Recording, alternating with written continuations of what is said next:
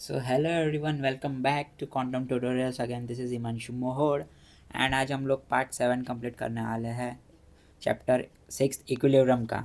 सबसे पहले आज हम 3 टॉपिक कवर करने वाले हैं जो कि effect of temperature and experiment है, देन इफ़ेक्ट ऑफ कैटालाइट, उसके बाद ionic equilibrium in solution. Student सबसे पहला देखेंगे effect of temperature and experiment. Student effect of temperature on equilibrium can be shown by nitro dioxide brown which demerizes to dinitrogen tetraoxide। Students जो कि colourless होता है and उसके बाद students इस एक्सपेरिमेंट नाइट्रोजन डाइऑक्साइड यूज़ की जाती है। जो ब्राउन कलर की गैस होती है ना, ये दो मॉलिक्यूल्स मिलकर डाइनाइट्रोजन टेट्रा ऑक्साइड बनाते हैं। उससे वो बनती है। तो जो कलरलेस होती है ना, इसलिए कलरलेस चेंज से इक्विलिब्रियम शिफ्ट इजीली ऑब्जर्व किया जा सकता है। देन उसके बाद स्टूडेंट टू नाइट्रोजन डाइऑक्साइड जो 2NO2 जो गैस के फॉर्म में है, रिवर्सेबल डाइनाइट्रोजन टेट्राऑक्साइड जो गैस के फॉर्म में, तो delta H equals to -57.2 kilo joule mole raise to power -1। Students जो कि ये एक्सोथर्मिक है, इसमें बताएगा कि ये रिएक्शन रिवर्सेबल है और एक्सोथर्मिक है, मतलब फॉरवर्ड डायरेक्शन में हीट रिलीज होती है क्योंकि जो डेल्टा एच है वो नेगेटिव है। उसके बाद थर्ड पॉइंट ये बताता है at low temperature forward reaction is preferred and brown colour decreases. Students इसमें यह बताया गया है कि जब टेम्परेचर कम करते हैं तो सिस्टम हीट प्रोड्यूस करने वाली डायरेक्शन को फेवर करता है, जिस जो ले चैटलर्स प्रिंसिपल के अकॉर्डिंग बताया गया है कि क्योंकि फॉरवर्ड रिएक्शन एक्सोथर्मिक है इसलिए फॉरवर्ड डायरेक्शन प्रेफर्ड होती है। ज़्यादा ज़्यादा डाइनाइट्रोजन टेट्राऑक्साइड बनेगा जो कलरलेस होता है, जो कलरलेस है, इसलिए ब्राउन कलर जो है वो कम हो जाता है उसमें। उसके बाद at temperature reverse reaction is favoured and brown colour intensifies. Students जब टेम्परेचर बढ़ता है तो सिस्टम हीट ऑब्जर्व करने वाली डायरेक्शन को फेवर करता है, इसलिए रिवर्स रिएक्शन चलेंगी और ज़्यादा जो नाइट्रोजन डाइऑक्साइड है वो बनेगा। तो नाइट्रोजन डाइऑक्साइड ब्राउन होता है, इसलिए ब्राउन कलर जो होता है वो ज़्यादा डीप गहरा इंटेंसिफाई हो जाता है। स्टूडेंट इसमें एजोथर्मिक रिएक्शन में टेम्परेचर बढ़ाने से इक्विलिब्रियम लेफ्ट शिफ्ट होता है, राइट। देन उसके बाद टेम्परेचर कम करने से इक्विलिब्रियम राइट शिफ्ट होता है। एंड उसके बाद लास्ट पॉइंट ये है कि कलर चेंज से इक्विलिब्रियम शिफ्ट प्रैक्टिकली ऑब्जर्व किया जाता है। स्टूडेंट्स इन एंडोथर्मिक रिएक्शन, तो इसमें जो रिएक्शन दिया गिवन रिएक्शन है, जो गिवन रिएक्शन ये hexa aqua cobalt 3 plus aqueous plus 4 chloride ions aqueous is in equilibrium with tetrachloro cobaltate 2 minus aqueous plus 6 water liquid। तो स्टूडेंट्स इसमें कि एंडोथर्मिक डायरेक्शन जो है, एंडोथर्मिक डायरेक्शन में फॉरवर्ड होती है, तो उसमें जो है हीट अब्जॉर्व करती है। देन इसमें pink colour and blue colour जो है वो रिवर्सेबल है, इसलिए कलर चेंज से इक्विलिब्रियम शिफ्ट ऑब्जर्व किया जाता है। स्टूडेंट जो पिंक कलर का जो फॉर्मूला है उसमें हेक्सा एक्वा कोबाल्ट 3 आयन है जो कि पिंक कलर था। एंड उसके बाद जो ब्लू कलर वाला है उसका जो है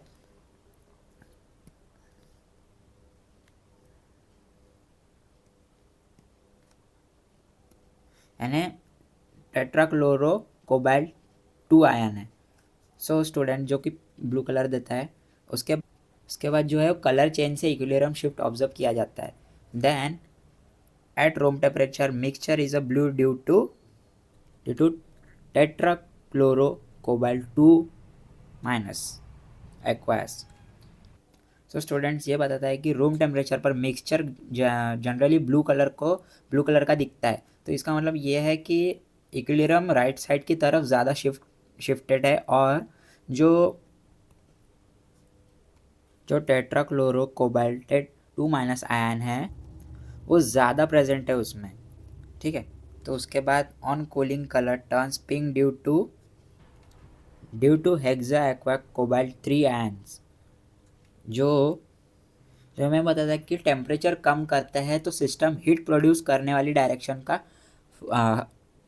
को फेवर करता है। जो ले चैटलियर प्रिंसिपल ने बताया कि क्योंकि फॉरवर्ड डायरेक्शन एंडोथर्मिक है तो हीट अब्जॉर्ब होती है, तो कूलिंग कलर ज़्यादा करने पर रिवर्स रिएक्शन में होता है। यानी एंडोथर्मिक रिएक्शन में टेम्परेचर बढ़ाने से फॉरवर्ड रिएक्शन फेवर्ड होती है, तो टेम्परेचर कम करने से रिवर्स रिएक्शन फेवर्ड होती है, और साथ ही कलर चेंज से इक्विलिब्रियम शिफ्ट क्लियरली ऑब्जर्व होता है। तो सबसे पहले हम पूरे पॉइंट्स रीड करेंगे, उसके बाद मैं समझाऊंगा आपको। तो हमारा सेकंड टॉपिक है effect of a catalyst. First point, a catalyst increases the rate of reaction by providing a low energy pathway. Then उसके बाद है increases the rate of forward and reverse reaction equally and does not affect equilibrium. तो ये 2 point मैं आपको पहले बता दूं कि कैटलाइज, सबसे पहले तो है कि कैटलाइज क्या होता है। कैटलाइज क्या करता है? कैटलिस्ट रिएक्शन की रेट इंक्रीज करता है bye providing a low energy pathway. मतलब रिएक्शन को कंप्लीट होने के लिए कम एक्टिवेशन एनर्जी की ज़रूरत होती है। उसके बाद सेकंड पॉइंट क्या कहता है कि फॉरवर्ड और रिवर्स दोनों रेट्स बढ़ाता है। जैसे कैटलिस्ट सिर्फ एक डायरेक्शन को फास्ट नहीं करता, बल्कि फॉरवर्ड और रिवर्स रिएक्शन दोनों को इक्वली फास्ट करता है, इसलिए इक्विलिब्रियम पोजीशन चेंज नहीं होती है। देन थर्ड पॉइंट क्या है कि catalyst lower activation energy by the same amount of both direction. So activation energy कम करता है एंड कैटलिस्ट फॉरवर्ड और रिवर्स दोनों रिएक्शन की एक्टिवेशन एनर्जी को सेम अमाउंट से कम करता है। Then it does not affect equilibrium composition and does not appear in equilibrium constant expression. So student, equilibrium पर कोई इफेक्ट नहीं करता है। क्यों नहीं करता? क्योंकि कैटलिस्ट इक्विलिब्रियम कंपोजिशन चेंज नहीं करता, और इक्विलिब्रियम कांस्टेंट जो कि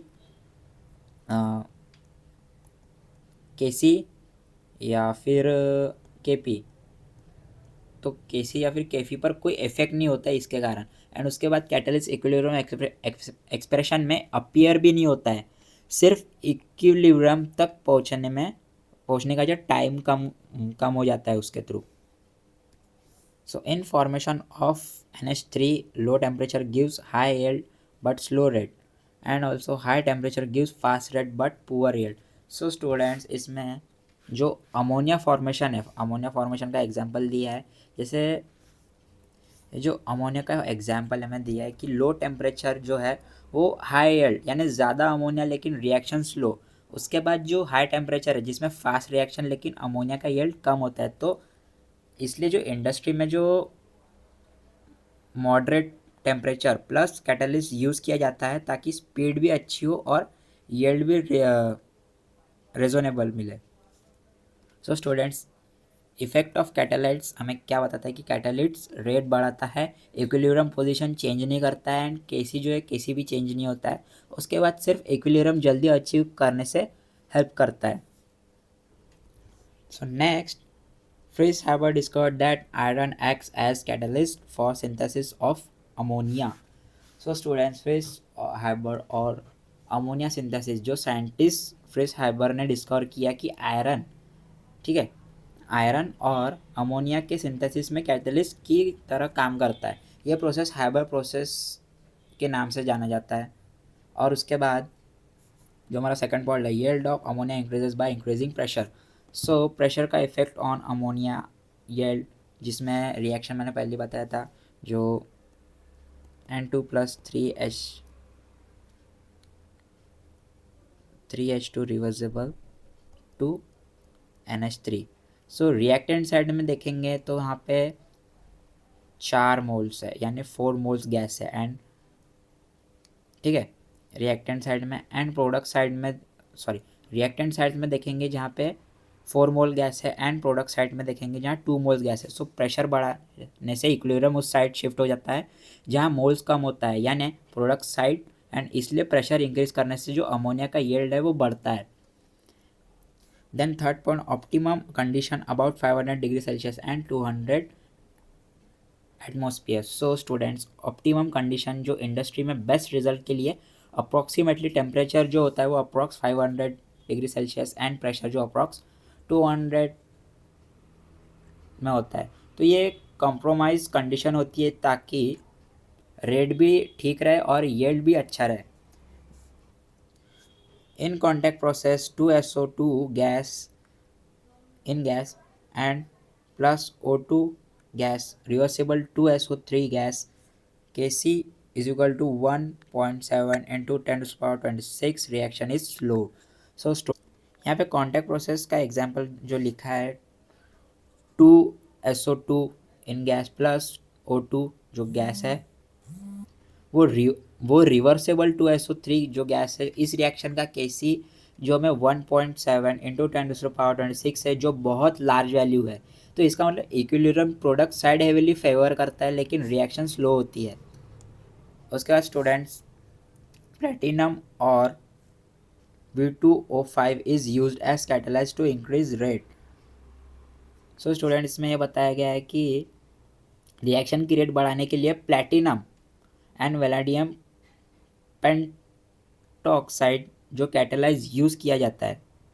ठीक है, उसके बाद if K exceedingly small and catalyse is of little help, अगर के बहुत छोटा है तो एक्सिडिंगली स्मॉल यानी मतलब reaction thermodynamically product side favour नहीं करता तो कैटलाइज ज़्यादा हेल्प नहीं करेगा, क्योंकि कैटलिस्ट जो होता है वो सिर्फ रेट बढ़ाता है, इक्विलिब्रियम पोजीशन चेंज नहीं करता।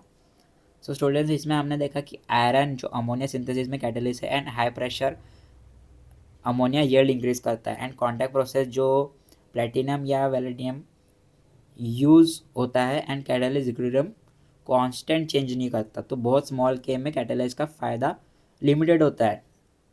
So now next is ionic equilibrium in solution. So first point, many equilibrium involve ions. For example, Fe3 plus aqueous plus SCN minus aqueous, reversible FeSCN plus 2 यानी 2 plus, so aqueous. So students, many equilibrium involves ions यानी solution में होने वाली बहुत सी reaction ions के बीच होती है। Then second point, sugar solution does not conduct electricity but sodium chloride solution conducts electricity। यानी शुगर सॉल्यूशन इलेक्ट्रिसिटी कंडक्ट नहीं करता है। जब शुगर को पानी यानी जो चीनी है, चीनी को पानी में डिज़ोल्व करता है तो वो आयंस में ब्रेक नहीं करता, यानी ब्रेक नहीं होती है, तो इसलिए शुगर सॉल्यूशन इलेक्ट्रिसिटी कंडक्ट नहीं करता है। Then third point, Michael Faraday classified substance into electrolytes and non electrolytes. So sodium chloride solution electricity conduct करता है जो NaCl पानी में डिज़ोल्व का होकर आयंस में टूट जाता है, जो उसका फॉर्मूला ये है कि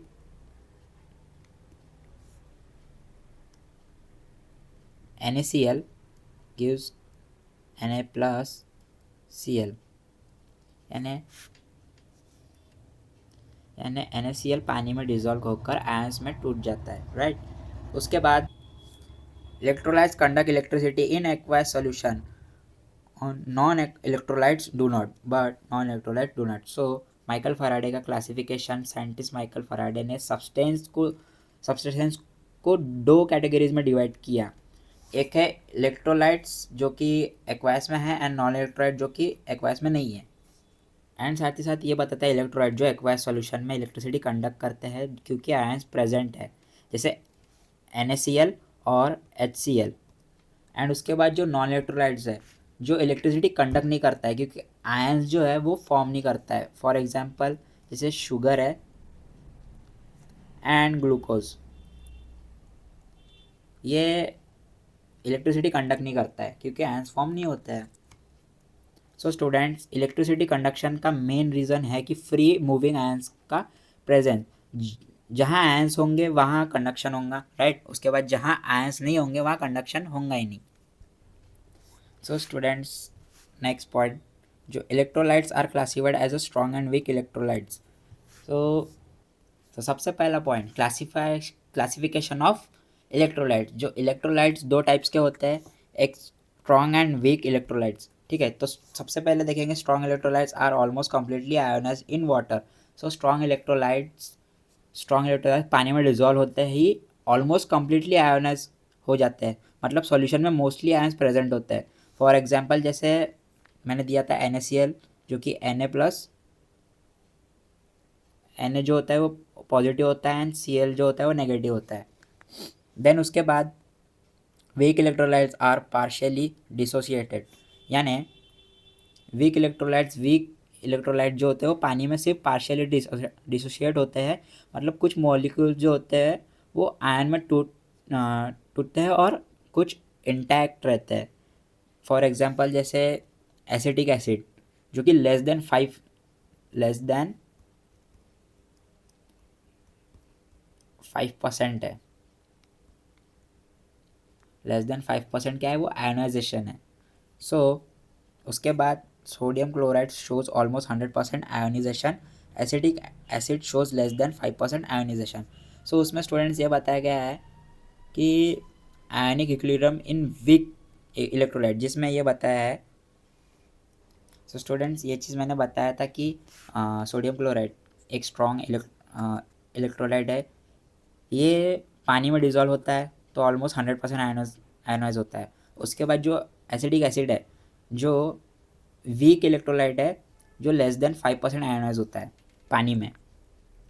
then in weak electrolyte equilibrium between ions and unionised molecules is called ionic equilibrium. So students weak electrolytes में आयंस और अनडिसोसिएटेड अनआयोनाइज्ड मॉलिक्यूल्स के बीच इक्विलिब्रियम एस्टैब्लिश होता है, तो इसी को आयनिक इक्विलिब्रियम कहते हैं। उसके बाद एसिड बेस एंड सॉल्ट में act as strong and weak electrolytes. So students जो एसिड बेस सॉल्ट स्ट्रॉन्ग या वीक दोनों हैं, दोनों हो सकते हैं। जैसे HCl है, HCl जो है वो स्ट्रॉन्ग एसिड है, ठीक है, यानी स्ट्रॉन्ग एसिड है तो स्ट्रॉन्ग इलेक्ट्रोलाइट्स है। एंड जो एसिडिक एसिड है CH3COOH, तो ये जो है ये वीक एसिड है, जो कि वीक इलेक्ट्रोलाइट है। एंड उसके बाद जो NaOH है वो स्ट्रॉन्ग बेस है। एंड उसके बाद जो NH4OH है वो क्या है, वो वीक बेस है। सो स्टूडेंट्स स्ट्रॉन्ग इलेक्ट्रोलाइट्स जो ऑलमोस्ट कंप्लीट आयोनाइजेशन है, एंड उसके बाद वीक इलेक्ट्रोलाइट्स जो पार्शियल आयोनाइजेशन है, एंड उसके बाद जो वीक इलेक्ट्रोलाइट्स में आयनिक इक्विलिब्रियम प्रेजेंट होता है। सो गाइस आज का सेशन हम यही ख़त्म करते हैं। अगर आपको कुछ डिफ़िकल्टीज़ आ रही होंगी तो प्लीज़ कमेंट करके बताएं और मुझसे प्रॉब्लम पूछिए कि क्या डिफ़िकल्टीज़ आ रही है करके, ठीक है। So thank you everyone, please like share and subscribe my channel. Good bye.